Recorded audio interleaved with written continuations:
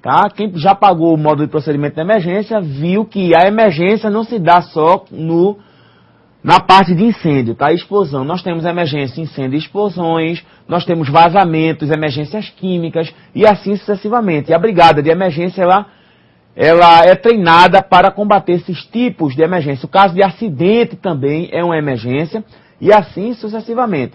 NBR 14277, campo para treinamento de combate a incêndio, e fala como se deve ser um campo de treinamento de combate a incêndio. A NBR 14561 fala de veículos para atendimento a emergências médicas e resgate. A NBR 14608 trata do bombeiro profissional civil. Então, todas essas normas brasileiras regulamentadoras, né, essas normas da ABNT, trata de legislação de prevenção e combate a incêndio.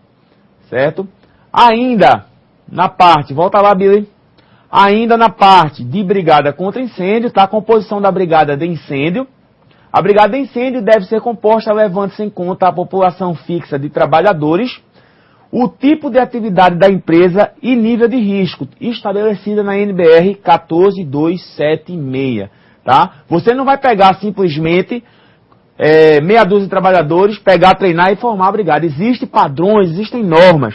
Tá? Hoje, a norma estabelece que tenha pelo menos 10% do contingente total de trabalhadores compondo essa brigada. Ou seja, se eu tiver uma empresa com 50 funcionários, dependendo do grau de risco dela também.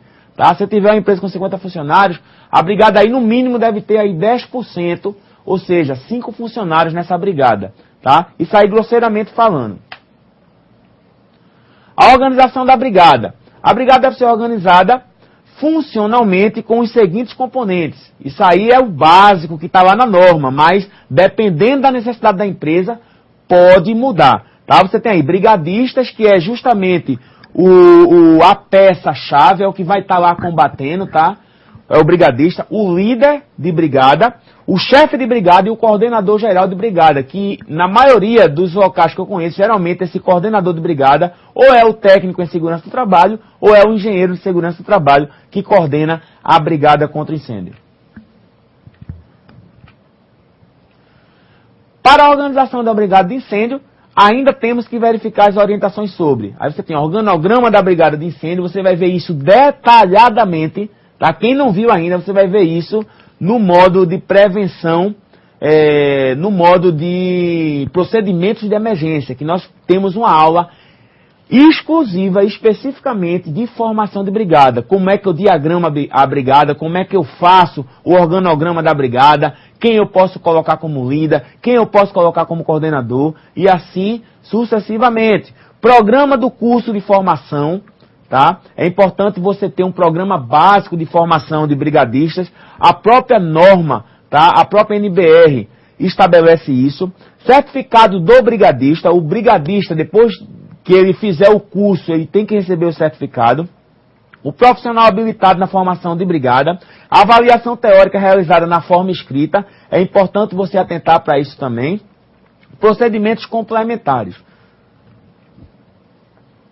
Plano de emergência. Falei também durante a aula, tá? E aí tá ele agora visualizando isso aí. O PCE, Plano de Controle de Emergência. Você vai ver também mais detalhadamente isso no modo de procedimentos de emergência. Tá? O Plano de Controle de Emergência. Todo condomínio de edifício comercial ou residencial deve ter um plano de emergência para abandono do prédio em caso de incêndio. Não só residencial e comercial, mas também industrial. Tá? O PCL é composto por alguns itens. Então, dentro do PCE está o plano de abandono de área. Tá? O plano de abandono de área, também a rota de fuga, tem que ser estabelecida uma rota de fuga. Eu estou aqui, por onde eu vou em caso de incêndio, em caso de alguma emergência, por onde eu vou. Então, o plano de controle de emergência, ele é composto por algumas partes. Tá? Rota de fuga, plano de abandono de área e outras que vocês vão ter melhor conhecimento disso no procedimento de emergência. Formação da brigada contra incêndio. Um plano de emergência deve conter, aí tem procedimentos do supervisor, procedimentos da brigada de incêndio, procedimentos dos ocupantes do prédio, plantas do edifício, localização do equipamento de combate a incêndio, localização das vias de fuga, ponto de reunião para fora do edifício, que é chamado ponto de encontro. Tudo isso aí que você está vendo, do item 1 ao 7, está estabelecido no plano de emergência, num PCE, plano de controle de emergência. Aí, de posse disso aí, você tem a atividade, tá? Primeira parte da atividade. Consulte a NR23, fale sobre exercício de alerta e responda quantos extintores deve ter no mínimo em cada pavimento. Lá na NR23 tem.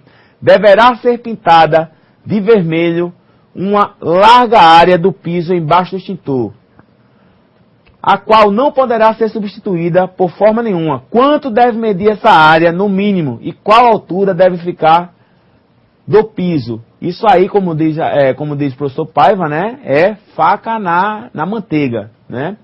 É manteiga isso aí, bem fácil aí essa primeira parte.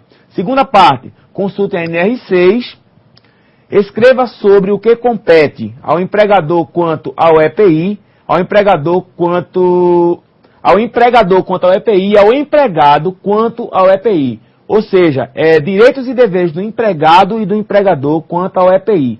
Escreva sobre EPI, equipamento de proteção individual, para a cabeça, aborde tipos, uso, manutenção e cuidados com esse EPI.